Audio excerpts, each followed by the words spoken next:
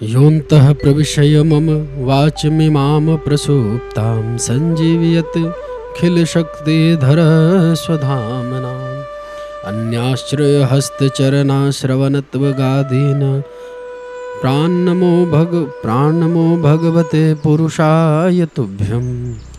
नारायण नमस्कृत्यं नरैव चैव नरोत्तमं देवीं सरस्वतीं व्यासं ततो जयमुदीरयेत्।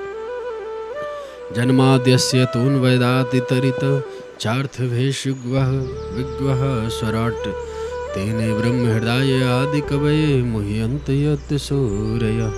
तेजो वारिमृदां यथा विनिमयो यत्र त्रिसर्गो मिश्रा धाम्ना स्वेन सदा निरस्तकुहकं सत्यं परं धीमहि। धर्मः प्रोजितकैतवोऽत्र परमो निर्मत्सराणां सतां वेद्यं वास्तव वस्तु शुभदं तापत्रयोन्मूलनं। श्रीमद्भागवते महामुनिकृते किं वा परैरीश्वरः सदो हृदयवरुधेर्यात्रे कृतिभिः शुश्रूभिस्तत्क्षणान्। निगमकल्पतरोर्गलितं फलं शुकमुखाद्रव्यसंयुतं पिबत भागवतं रसमालयं मुहुरहुः रसिकाः भुवि भावुकाः।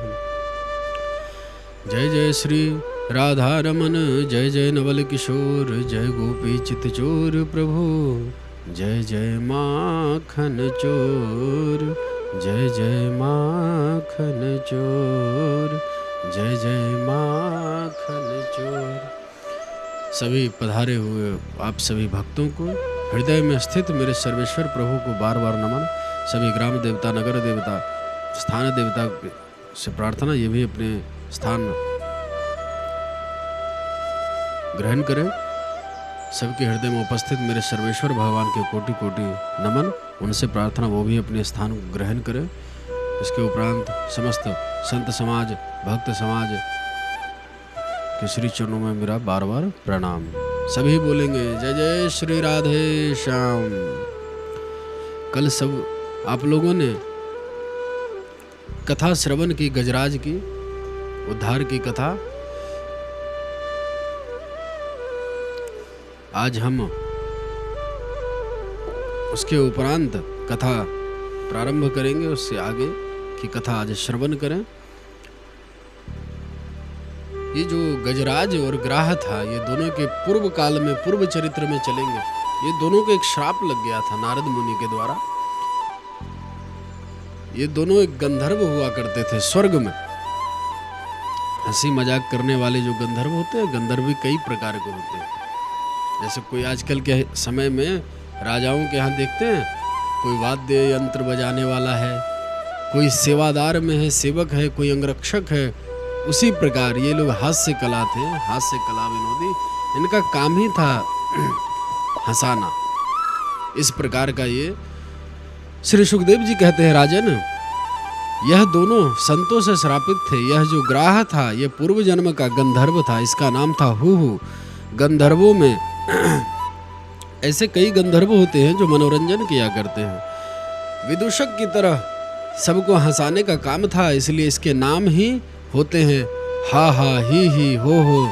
इस प्रकार इसका नाम हुआ करते थे। एक दिन सरोवर में नहाने को आया देवल नाम के एक ऋषि स्नान उपरांत कमर तक पानी में खड़े होकर सूर्य को अर्घ दे रहे थे। इसको लगा थोड़ी मजाक कर लिया जाए। पानी में डुबकी मार के महात्मा जी के पैरों को पकड़ लिया। पानी के भीतर महात्मा जी को लगा कोई मगर पकड़ लिया। डर के मारे चिल्लाते हुए आगे जैसे ही बढ़े वैसे ही गंधर्व बाहर निकल कर हंसने लगा। महात्मा जी कांप रहे थे, क्रोध में आग बबूला हो गए। कहने लगे मूर्ख कहीं का, मैं भजन कर रहा था, तूने मेरी भजन नष्ट किया। मगर तुझे मगर बनने का बहुत शौक है, मैं तुझे श्राप देता हूँ, तू सचमुच मगर बन जा। अब तो वह गंधर्व रोने लगा, अरे महाराज जी मैं तो आपका मनोरंजन करना चाहता था, हमारा तो यही काम ही है हंसाना हंसना। मुझे नहीं मालूम था आपको इतना बुरा लग जाएगा। महाराज आपने यह क्या कर दिया, मेरे को मगर मरा दिया। महात्मा जी को दया आ गई, अच्छा भाई मेरा श्राप है, झूठा तो नहीं हो सकता, लेकिन तुझे मगर तो बनना ही पड़ेगा, परंतु ऐसे ही पैर पकड़ता रहेगा तो एक दिन तेरा कल्याण हो जाएगा। तो आज इसने हाथी का पैर पकड़ा और इसका उद्धार हो गया। इसीलिए संत कहते हैं बिना पैर पकड़े कल्याण होने वाला नहीं है।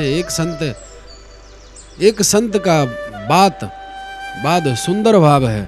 पाप करे प्रभु जी मिले, पाप करे सुख होए, पाप करे मुक्ति मिले, तो पाप करो सब कोई। मगर ने हाथी का पैर पकड़ा, हाथी ने भगवान का पैर पकड़ा, दोनों का कल्याण हो गया। यदि आपने तार बिजली का पकड़ लिया तो आपको करंट लग जाएगा, आपको जिसने पकड़ लिया उसको भी करंट लग जाएगा। उसी प्रकार यह भगवान की भक्ति है।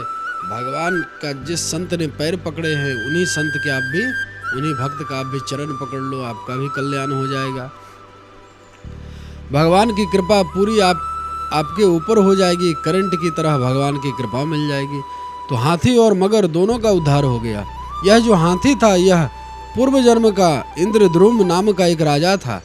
बैठ कर एकांत में भजन कर रहा था। अगस्त मुनि आ गए तो खड़े होकर उसने प्रणाम नहीं किया। महात्मा क्रोधित होकर श्राप दे दिए, मूर्ख जा हाथी बन जा। चरणों में गिरकर जब माफी मांगी तो बाबा बोले, हाथी तो तू अवश्य बनेगा, लेकिन हाथी के शरीर में भी तुझे भगवत संस्कार बना रहेगा। इसलिए इसने हाथी के शरीर से भी भगवान की स्तुति गाई और उसका भी कल्याण हो गया। देखो भाई, जब किसी के ऊपर भगवान की कृपा होती है, विशेष कृपा होती है, तो उस जीव का अवश्य कल्याण हो जाता है। हम समस्त जीवों को केवल भगवान का आश्रय लेकर रहना चाहिए और भगवान का होकर रहना चाहिए। इसी में हम सबका कल्याण है, इसी में सबका कल्याण होता है। इन तन महाराज तबेरी तो मया कृष्णानुभावो गजराज मोक्षणम स्वर्गयम यश्यम कलिकल्मवशापहम दुः स्वप्ननाशनम कुरुवर श्रुवनातमम। श्री सुखदेव जी कहते हैं, यह गजेंद्र की कथा जो कोई प्रेम से श्रवण करता है, मनन करता है, गायन करता है, जीवन में उसके सारे पाप नष्ट हो जाते हैं, बुरे स्वप्न उसको कभी नहीं आते, संसार में यश, उन्नति और स्वर्ग की प्राप्ति होती है। इसलिए निरंतर इस प्रसंग को सुनते रहना चाहिए। इसके उपरांत हम सभी सागर मंथन की कथा को सुनेंगे। अजात जन्म स्थितो संयमा गुणाय निर्वाण सुखार्णवाय अरो निर्मने परिगण्य धामने महानुभावाय नमो नमस्ते। सागर मंथन की कथा प्रारंभ होती है। एक बार श्री दुर्वासा ऋषि भगवान का दर्शन करने वैकुंठ गए। श्री हरि ने प्रसन्न होकर अपने गले की माला दुर्वासा के गले में पहना दिया। दुर्वासा ऋषि बड़े प्रसन्न हुए और इंद्रलोक से होकर जा रहे थे। अचानक इंद्र से भेंट हो गई। दुर्वासा जी माला को उतारकर इंद्र के गले में डाल दिया, लेकिन इंद्र अभिमान में होकर उस माला को अपने हाथी के गले में डाल दिया और हाथी ने निकालकर पैरों तले रौंद डाला। दुर्वासा को बड़ी भारी क्रोध आया और श्राप दे दिया, इंद्र तेरी राज्य लक्ष्मी शीघ्र नष्ट हो जाए। यदा दुर्वासा श्रापात सेन्द्र लोकाश्रो नृपः श्री निःसृह काश्या भवम तब नेशुरिज्या दया क्रिया। जैसे ही देवताओं को श्राप हुआ, यह खबर शुक्राचार्य को मिली। दैत्यों को आदेश दे दिए कि तुरंत आक्रमण कर दो, अच्छा मौका है। सारे दैत्य तत्काल आक्रमण कर दिए, देवताओं को पराजित करके स्वर्ग में अपना आधिपत्य जमा दिया।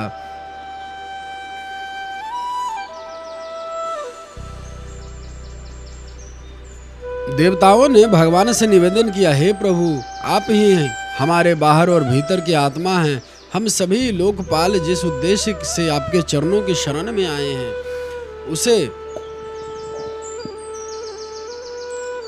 आप कृपा करके पूर्ण कीजिए। आप सबके साक्षी हैं, अतः इस विषय में हम लोग आपसे और क्या निवेदन करें। बस हमारी रक्षा करिए, हम शरण में हैं प्रभु, हमारी रक्षा करिए। भगवान मन में विचार करते हैं, संतों की अवहेलना करके बार बार मेरी शरण में आ जाते हैं।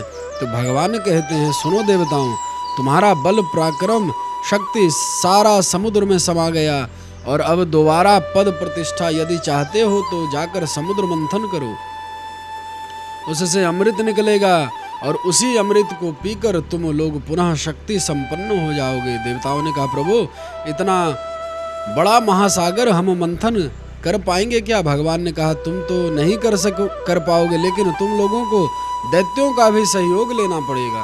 देवताओं ने कहा, अरे प्रभु भला हमको सहयोग कैसे करेंगे? राक्षस कैसी बात करते हो प्रभु, वह दैत्य हमारे जन्म जन्म के दुश्मन है। भगवान कहते, हमें मालूम है कि वो दैत्य तुम्हारे जन्म के दुश्मन हैं, परंतु तुम लोग बुद्धि बल का प्रयोग करो और उनसे सहयोग मांगो।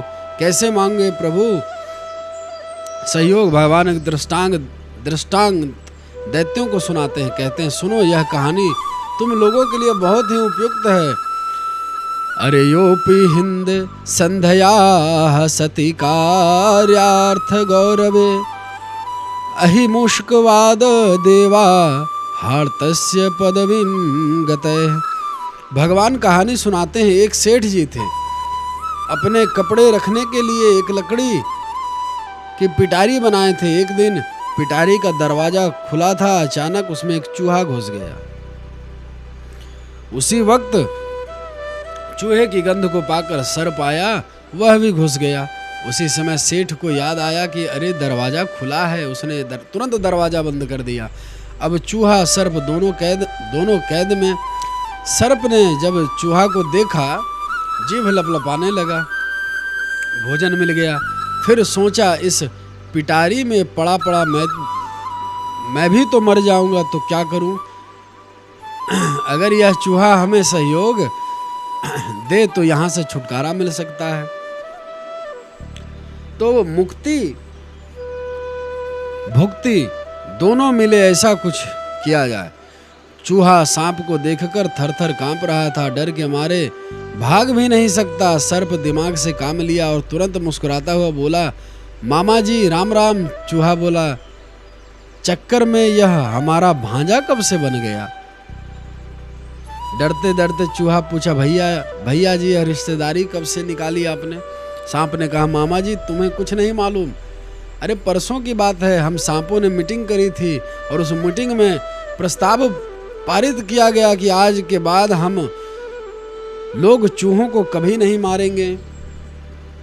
चूहा ने कहा, अच्छा ये बात है, हमें तो पता ही नहीं था, लेकिन एक बात बताओ भैया जी, आखिर चूहों पर इतनी दया क्यों?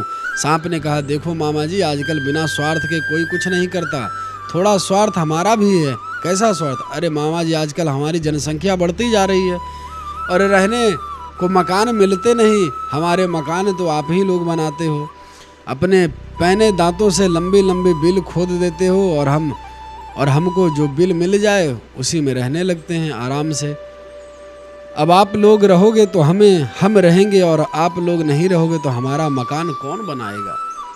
इसलिए हम लोग चूहा को मारना टोटल बंद कर दिया। आज के बाद आप भी बिल में, हम भी बिल में साथ साथ रहा करेंगे, हम भी खुश आप भी खुश, इसलिए हम तुम्हें अपना मामा बना लिए।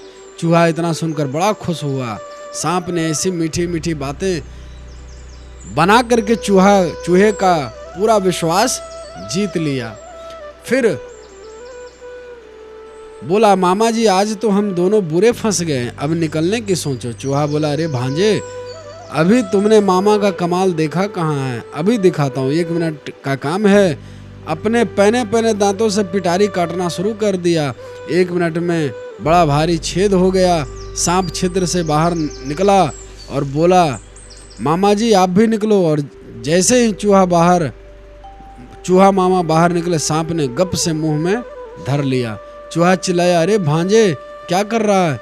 सांप बोला, जब तक पिटारी में छेद नहीं था तभी तक आप मामा जी हो, इसके बाद चूहा तो हमारा आहार ही है।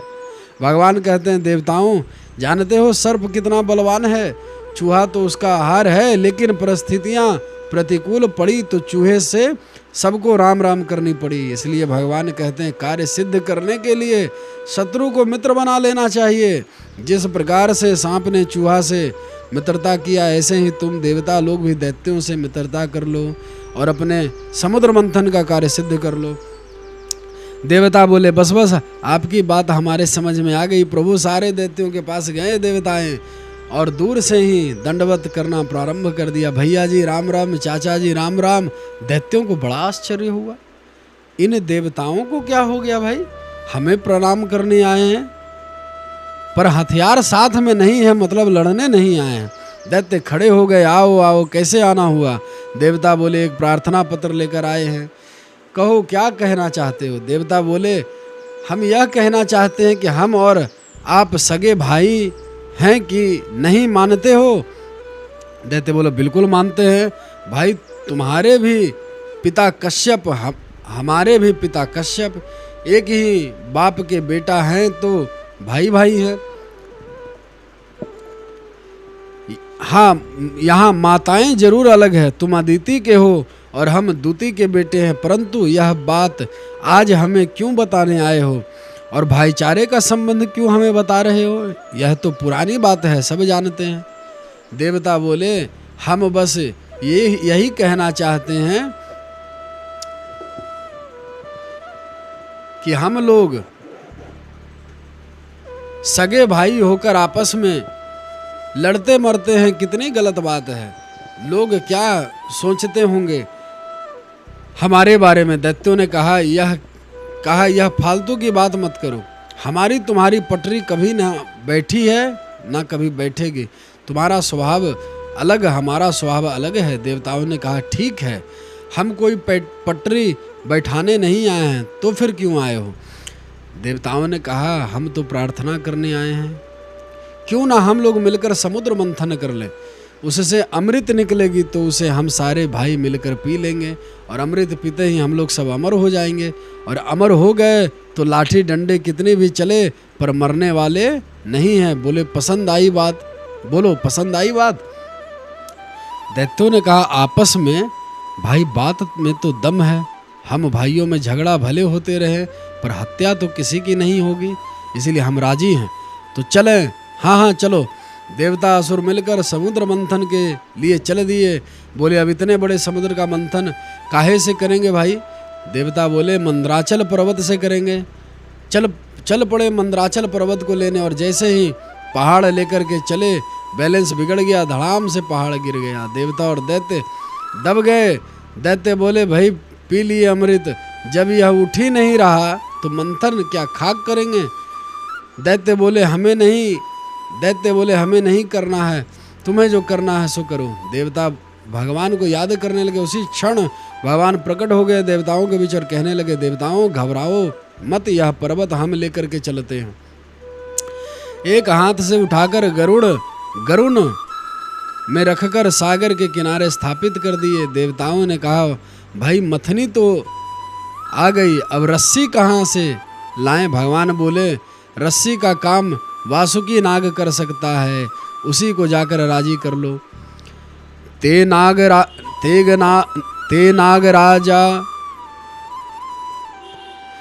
नागराज मां मंत्रय फल भागे न वासुकिम परिवीय गिरौ तस्मिन् नेत्रम बंधिम मुदान्विता। समस्त देवता असुर मिलकर वासुकी के पास दौड़े दौड़े गए। भैया जी राम राम, नमस्कार, आओ आओ भैया, कैसे आना हुआ? सब देवता असुर एक स्वर में बोले भैया हम एक कार्यक्रम करने जा रहे हैं, उसमें आपका सहयोग चाहते हैं। कैसा सहयोग? हम सभी समुद्र मंथन करने जा रहे हैं, आप उसमें सिर्फ रस्सी का काम कर दो, बस यही प्रार्थना है। वासुकी नाग ने कहा एक बात बताओ, मुझे तुम लोग फालतू समझ रखे हो क्या? यह तुम्हें थोड़ा सा काम लगता है? अरे हम रस्सी बन जाएंगे और उस पहाड़ से लिपट गए तो कोई पूंछ खींचेगा, कोई मुंह तानेगा। अरे खींचा तानी अपने शरीर का हम कराएं और अमृत पियो तुम।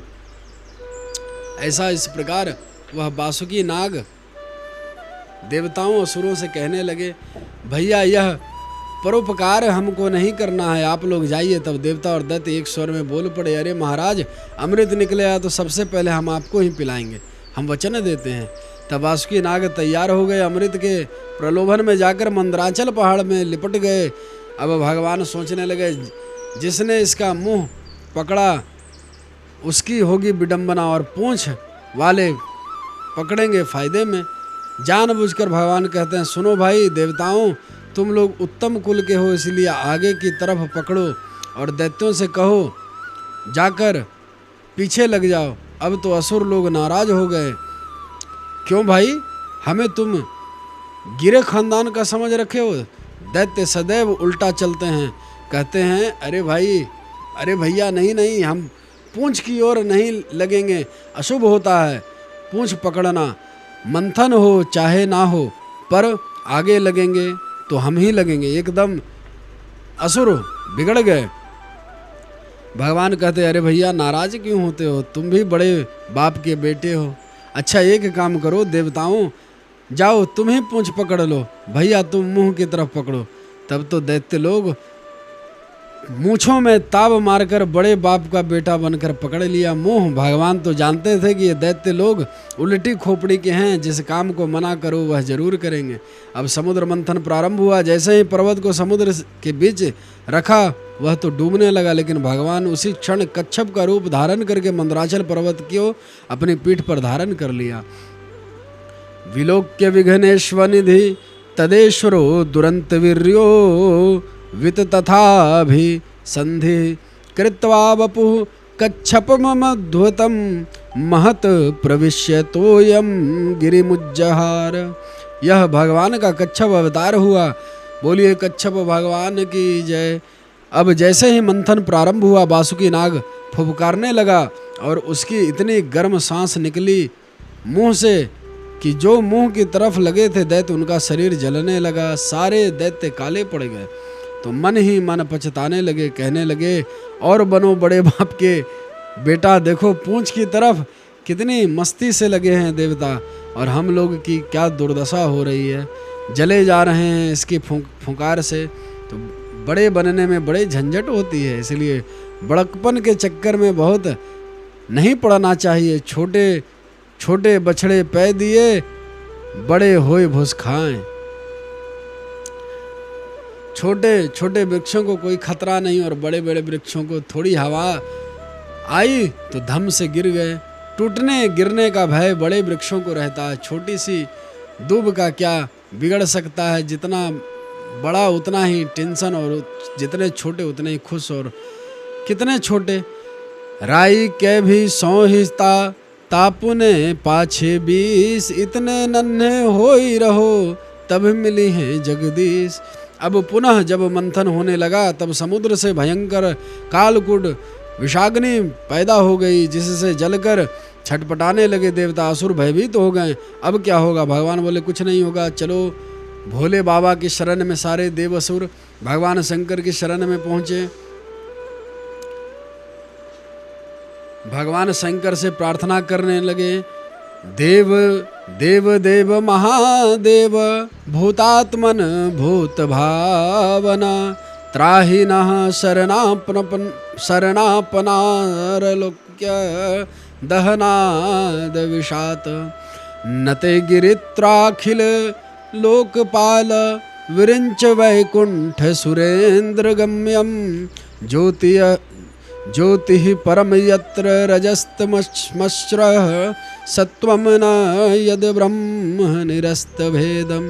देवताओं ने कहा, हे देवादिदेव महादेव, इस त्रिलोक को भस्म करने वाले भयंकर विष से हम सब की रक्षा करो। भोले बाबा बोले, भवानी ये सब देवता हमें जहर पिलाना चाहते हैं, तुम्हारा क्या विचार है? पी जाऊं? माता भवानी हाथ जोड़कर बोली, प्रभु आप वही करो जिसमें सभी का भला हो।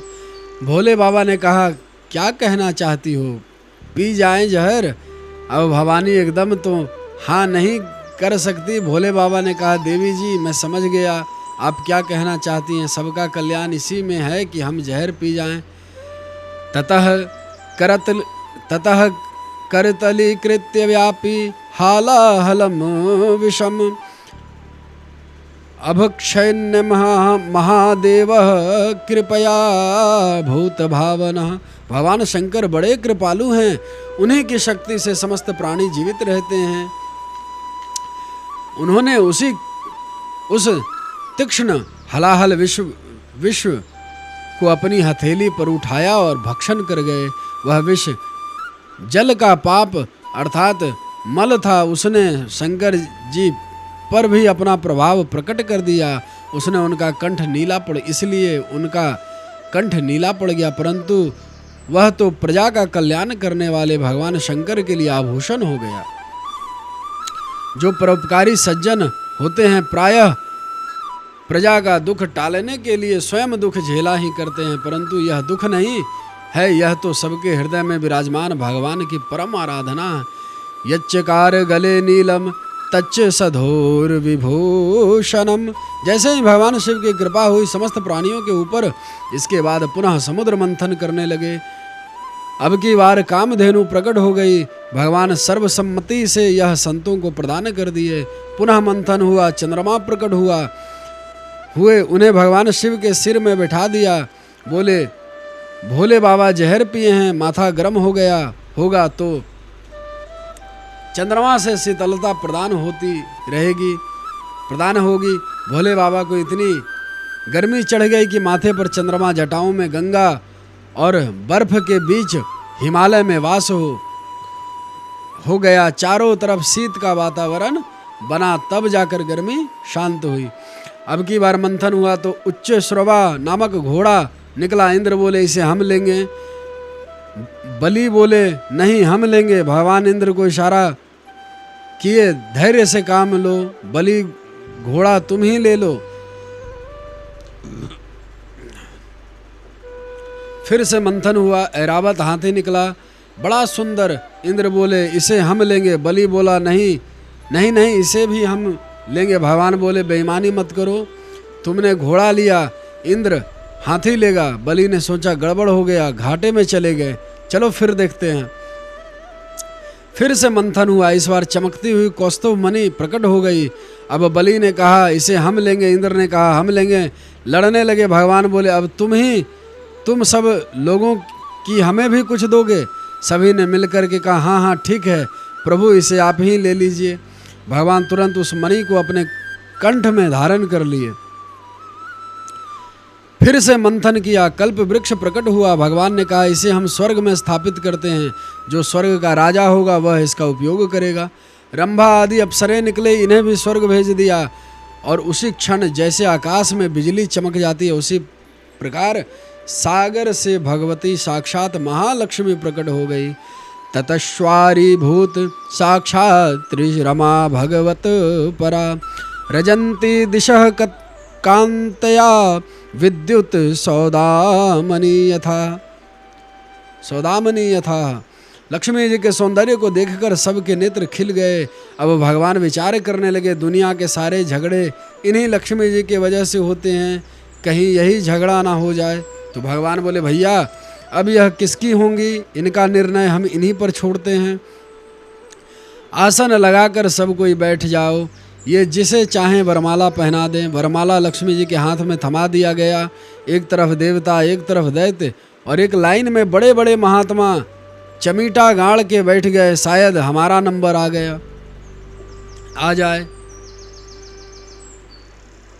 लक्ष्मी जी ने वरमाला ली और सबसे पहले संत मंडली में प्रवेश की। सबसे आगे तने बैठे थे दुर्वासा जी। लक्ष्मी जी नीचे से ऊपर तक देखी तो अच्छे प्रियदर्शी महात्मा, लेकिन नाक पे गुस्सा भरी रहती है इनके, इसलिए दूर ही रहना अच्छा। तो दंडवत करके आगे बढ़ गई। एक न एक सभी में कमी देखती ही गई। लक्ष्मी जी जिसके सामने वरमाला लेकर खड़ी होती वही तन के बैठ जाता, आगे बढ़ जाती तो मुंह लटका के रह जाता। लक्ष्मी जी सबको फैल करती हैं। अरे और तो और लाइन में भोले बाबा भी बैठे हैं, उन्हें देखकर लक्ष्मी जी मुस्कुराई। ये तपस्वी भी हैं, भोले भाले भी हैं, देव नहीं महादेव हैं, सर्वगुण संपन्न हैं, पर थोड़ी सी कमी है। क्या कमी है? इनका वेश अमंगल है, चिता की भस्म का पाउडर लगाते हैं, नर मुंडों की माला पहनते हैं, ऐसे बाबा से भी भगवान बचाए। अब वरमाला किसे डालें, लक्ष्मी जी के समझ में नहीं आया। भगवान नारायण किसी भी लाइन में नहीं, सबसे अलग बैठे। जब नारायण पर दृष्टि पड़ी, लक्ष्मी जी खुश हो गई। ये तो बड़े छैल छबीले सुंदर भी हैं, श्रृंगार भी बड़ा प्यारा है, भाव भी बड़ा अद्भुत है, सब कुछ इनका मंगलमय है। मंगलम भगवान विष्णु मंगलम गरुड़ध्वजः मंगलम पुंडरीकाक्षः मंगलायतनो हरिः। सर्वस्व इनका मंगल स्वरूप है, पर थोड़ी कसर इनमें भी है। अब इनमें क्या कसर हो गई? कहने लगे सुंदर तो बहुत हैं, इसमें संदेह नहीं है। कमी यह है कि सभी लोग मेरे को देख रहे हैं, और ये हैं कि मैं इनके सामने वरमाला लेकर 1 घंटे से खड़ी हूँ, एक बार भी निगाह करके मेरे को नहीं देखें। तो जैसे सब लोग मुझे पाने को लालायित रहते हैं, वह ललक इनमें बिल्कुल नहीं। पर कोई बात नहीं, यह दोष नहीं गुण ही है। ऐसा विचार करके नारायण भगवान को माता माँ लक्ष्मी ने वरमाला पहना दी। बोलिए लक्ष्मी नारायण भगवान की जय। एक प्रश्न उठता है, क्या इससे पहले लक्ष्मी जी नारायण के पास नहीं थी क्या? ऐसी बात नहीं है। लक्ष्मी जी तो हमेशा से नारायण की ही हैं, केवल लीला है। एक दिन लक्ष्मी ने भगवान से कहा, प्रभु एक निवेदन करूं? प्रभु बोले, कहो देवी, क्या बात है? महालक्ष्मी कहती हैं, संसार के लोग शादी की वर्षगांठ मनाते हैं, बड़े धूमधाम से। नाती पोते जिनके हो गए वो भी दादा दादी की प्रत्येक वर्षगांठ सालगिरह मनाते हैं।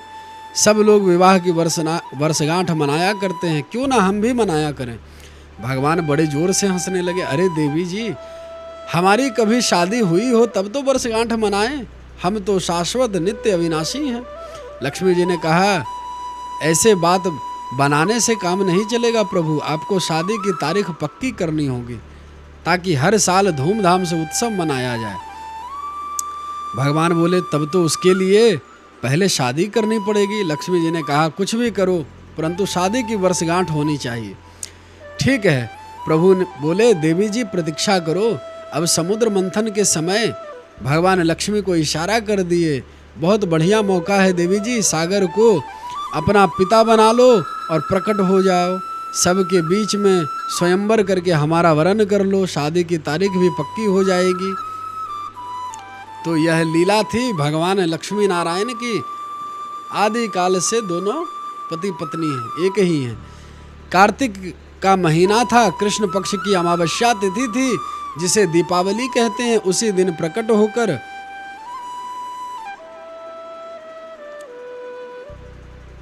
लक्ष्मी जी ने नारायण का वरण किया और घर घर में दीपोत्सव होने लगा, लक्ष्मी नारायण का पूजन होने लगा।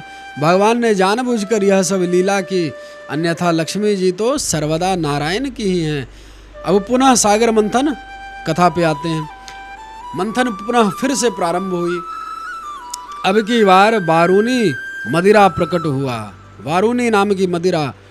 दैत्यों ने कहा, इसे हम ले लेंगे। भगवान कहते, ये तुम्हारे ही मतलब की है, संभालो इसे। इसके बाद साक्षात भगवान धनवंतरी, भगवान अमृत का कलश लेकर प्रकट हो गए। बोलिए धनवंतरी भगवान की जय। दैत्यों ने देखा, सारी मेहनत इसी के लिए हम लोगों ने किया है, भैया देर मत लगाओ। एक झपटा मारा दैत्यों ने और भाग निकले।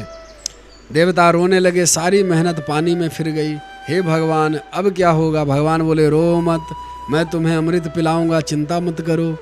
इधर अमृत को लेकर राक्षस भागे, पहले मैं पी लूंगा, आपस में लड़ाई करने लगे। अचानक भगवान मोहिनी स्त्री का रूप धारण धर के छैल छबीली हाथ में कमल लेकर नैन घुमाते सबको चित्त चुराते पहुंच गए। जो भगवान के दिव्य माधुरी छवि का दर्शन किया, दैत्य सब अमृत पीना ही भूल गए। भगवान को देखकर वर्णन करने लगे, अहो रूप महो धाम अहो अस्यानवं वयः इति ते तामभिद्रुत्य प्रपुक्षरजात्रक्षया। दैत्यों ने आपस में कहा, ए भैया, ऐसा छैल छबीली जीवन में हमने तो कभी नहीं देखी। कितनी सुंदर है, कैसी इसकी चाल है। भगवान मोहिनी के सुंदरता का वर्णन करना प्रारंभ कर दिए। राक्षस लोग सारे दैत्य भगवान मोहिनी के सामने हाथ जोड़कर कहने लगे, देवी जी नमस्कार है। कमल नयनी, आपका परिचय क्या है, हम जान सकते हैं? आप अकेली यहाँ कहाँ घूम रही हो? आपकी शादी हुई कि नहीं? भगवान हंसने लगे। भगवान मोहिनी कहते हैं, मेरी जन्म पत्री पूछने वाले, पहले आप तो परिचय दो। दैत्यों ने कहा, देवी जी हमें कोई ऐसा वैसा मत समझना, हम सभी सगे भाई हैं, कश्यप जी के बेटे हैं, अपने बाहुबल से अमृत निकाला है। वयम कश्यप दायादा भ्रातरः कृत पौरुषाः विभज्यस्व यथा नान्यम नैव भेदो यथा भवेत। दैत्य कहते हैं, देवी जी हम भाइयों में बंटवारा का झगड़ा चल रहा है, हमारी आपसे प्रार्थना है यदि आपके हाथ से बंटवारा हो जाए तो सारा झगड़ा ही मिट जाए, आप अमृत पीने में मज़ा आ जाए। मोहिनी भगवान ने थोड़ा सा त्याग दिखाया, क्योंकि जितना त्याग दिखाओगे उतना ही श्रद्धा उमड़ती है। यदि कह दिए कि महाराज जी रुपए में हाथ नहीं लगाते, फिर देखो महाराज जी पर कितने नोट बरसते हैं। मोहिनी भगवान त्याग दिखाने लगे। अरे राम राम, कैसे कश्यप के बेटा हो, आपस में लड़ते मरते हो। मैंने तो बाबा का बहुत नाम सुना था, परंतु तुम जैसी मूर्ख संतान कैसे हो गई? दैत्यों ने कहा, क्या कहा? हम तुम्हें मूर्ख नजर आते हैं? भगवान बोले, और क्या, मेरे बारे में कोई पता नहीं और अमृत सौंप रहे हो मुझे, मैं बांट दूं। बुद्धिमान व्यक्ति कभी अपरिचित स्त्री पर भरोसा नहीं करेगा, तुम जैसे कर रहे हो। कथम कश्यप यदादा पुष्यलायम मयि संगताः विश्वासं पंडितो जातु कामिनीषु न याति। विवेकी पुरुष शिक्षा चारणी स्त्री का विश्वास कभी नहीं करते। अब तो दैत्यों में बड़ी श्रद्धा उमड़ गई। अरे भैया, यह तो बहुत पढ़ी लिखी मालूम पड़ रही है। एक बोला, देखो जैसी वैसी होती तो कहती पहले मैं पीऊंगी बाद में तुम्हें पिलाऊंगी, पर इसने कोई लोभ की बात नहीं, यह सिद्धांत की बात कह रही है। और सच में अपरिचित स्त्री पर कभी विश्वास नहीं करनी चाहिए, बहुत समझदार मालूम पड़ती है बेचारी। अब तो दैत्य और खुश हो गए, देवी जी से बोले, अब तो अमृत आपके हाथ से ही पिएंगे, तुम जैसे पिलाओ वैसे पिएंगे। मोहिनी भगवान बोले, अब नहीं मानते तो चलो मैं ही पिलाई देती हूँ, पर एक शर्त है। क्या? बंटवारे में थोड़ा कम ज़्यादा हो जाए तो मेरे से नहीं झगड़ बैठना। दैत्य बोले, देवी जी आप भले खानदान के हो, तो हम भी कोई गिरे खानदान के नहीं, हम आपको वचन देते हैं कोई झगड़ा नहीं करेंगे, जैसी इच्छा हो वैसे बांटो। ततो गृहीत्वामृतम भाजनम हरि बर्भाषितम मत्तो शोभया गिरा यद भमुवेतम क्वच साध साधु वा कृतम मयो वो विभजे सुधा मिमाम। भगवान बोले, तब ठीक है, लाओ अमृत हमको दो। तब दैत्यों ने भगवान के हाथ में अमृत का कलश सौंप दिया। भगवान कहते हैं, तुरंत लाइन में लग जाओ। अब तो दैत्य लाइन में लग गए और भगवान घड़े में झांकने लगे और कहते हैं, इस घड़े में सब गाढ़ा नीचे है, ऊपर निरा पानी है, अब कैसे बांटूं अमृत? यह बात सुनकर दैत्यों का माथा घूम गया। यदि पहले पियोगे तो ऊपर का पानी मिलेगा और गाढ़ा गाढ़ा जो अमृत है वह नीचे रह जाएगा, बाद में पिएंगे तो नीचे का गाढ़ा सा अमृत मिलेगा। अब तो मैं पहले पीऊंगा। यह झगड़ा खत्म हो गया। इतने में देवता भी आ गए। भगवान ने इनके बारे में पूछा, यह कौन है? दैत्यों ने कहा, यह हमारे सौतेले भाई हैं, हिस्सा मांगने आए हैं। भगवान बोले, तो ऊपर का पानी 2-2 बूंद पहले इन्हीं को पिला दिया जाए। देखो तुम्हारे हित की बात है, पानी पानी ठिकाने लग जाएगा, असली अमृत तुम पियोगे, और फिर इन भूखड़ों की नज़र भी नहीं लगेगी, और फिर तुम्हें कोई बेईमान भी नहीं कहेगा। दैत्यों ने कहा, वाह देवी जी, तुम तो बड़ी समझदार हो, ठीक है, जो तुम्हें अच्छा लगे वही करो। मोहिनी, भगवान के चपल चंचल बातों में सारे दैत्य फंस गए और देवता उन्हीं के सामने लाइन में लग कर बैठ गए। भगवान देवताओं को पिलाते जा रहे हैं और दैत्यों की तरफ मुस्कुराते जा रहे हैं। दैत्य भगवान के मुस्कान पर ही मोहित हो गए और सारे देवता अमृत घटक गए। एक दैत्य था जिसका नाम था स्वरभानु। वह बड़ा होशियार था। उसे शंका हो गई कुछ गड़बड़ है। तुरंत सूर्य चंद्रमा के बीच लग गया। अंजलि बांध के भगवान के ने इसे भी पिला दिया। सूर्य चंद्र ने इशारा कर दिया, महाराज नकली है। भगवान ने तुरंत चक्र से सिर काट दिया और अमृत के साथ अंतर्ध्यान हो गए। परंतु वह दैत्य अमृत पीने से मरा नहीं, 2 भागों में बंट गया। राहु और केतु के रूप में परिणित हो गया। भगवान जब गायब हो गए तब दैत्यों को होश आया, अरे भैया वह देवी जी कहाँ चली गई। दूसरा बोला, अमृत कहाँ गया। अरे राम राम, लगता है हमको धोखा दे गई, पता लगाओ वह धोखा देने वाली कौन थी। एक बोला, मुझे लगता है कि थी नहीं था। क्या मतलब? अरे मैं पूरी गारंटी से कहता हूँ वह छलिया, विष्णु ने छला है हमको। अरे राम राम, इतना बड़ा धोखा, मारो इन देवताओं को। तत्र देवासुरो नाम रणः परम दारुणः रोधस्तु दवंतो राजमस्तुमुलो रोमहर्षणः। बड़ा भयंकर देवासुर संग्राम हुआ।